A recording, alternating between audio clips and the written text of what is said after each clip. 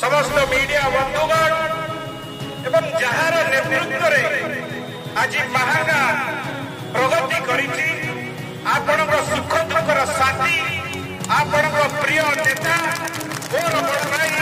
सम्मान्य प्रधान भाई महोदय सालेपुर नेतृत्व टाणुआ नेतृत्व दौथुवा बड़ भाई प्रशांत भाई महोदय राजनगर लड़ुआ नेता बड़ भाई ध्रुव भाई महोदय एवं एठारे उपस्थित विजु परिवार नवीन परिवार मो परिवार समस्त सदस्य समस्त को हृदय अंतिमतम प्रवेश नमन करुच्ची कोटि कोटि प्रणाम जोड़ुछि। विजु पट्टनायक स्वर्गत विजु पट्टनायक प्रभात पुरुष विजु पट्टनायक एक स्वप्न देखिथिले नूतन ओडिशा निर्माण मान्यवर आमर प्रिय मुख्यमंत्री सम्मान्य नवीन पट्टनायक महोदय तार परिकल्पना कले एवं कार्य आरंभ कले।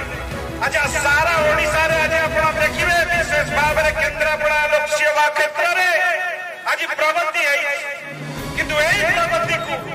द्विगुणित करबा पई त्वरान्वित करबा पई आज आमे समस्त एकाठी संकल्प नउछो